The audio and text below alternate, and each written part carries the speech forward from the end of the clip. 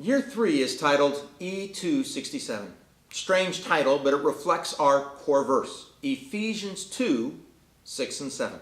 And once again, as you might have guessed, this deals with the glory of God. But now we ask a very different question about God's glory. It is not, how can we reveal God's greatest glory here on earth?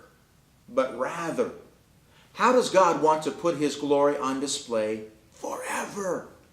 Forever in eternity future. In this year's curriculum, we'll be going through 3 books. The first is titled Why. Notice the why doesn't have a question mark after it. It has a period. In this book, we're not asking a question. Rather, I'm seeking to tell you why. I believe there are answers to why God put the first electron together and why God created any and everything. This book seeks to answer ultimate questions about life. Why starts to look at what was happening in eternity past. From eternity past, we can learn many things. Why then jumps ahead and sees what is going to happen in eternity future, based on Ephesians 2, 6, and 7. And when you learn what God has for us in eternity future, you get blown away. In this book, we will seek to answer questions like, why do we have a free will? Why are we bound to sin? Why did God create Satan? What is Satan's purpose? Why can't Satan repent? All of this and much more.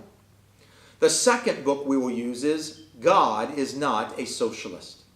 This book answers the question, will we all be the same when we get to heaven? Or will there be differences?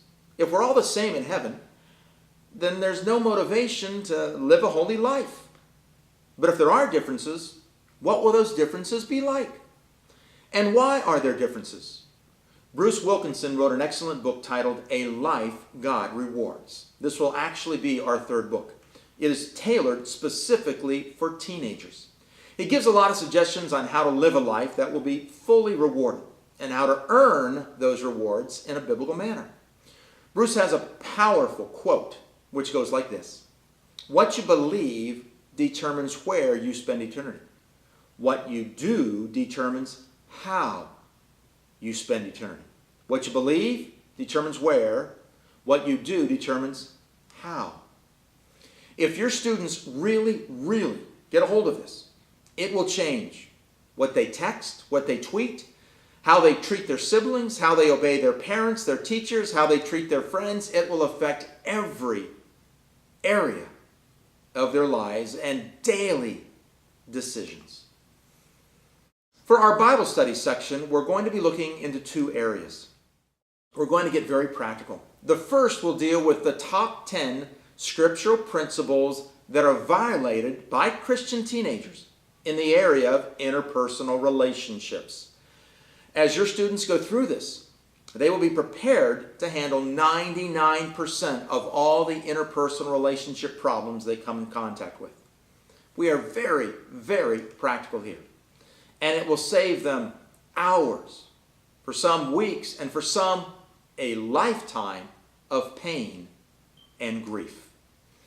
The second area that we'll be studying will be Satan's top 10 lies to teenagers.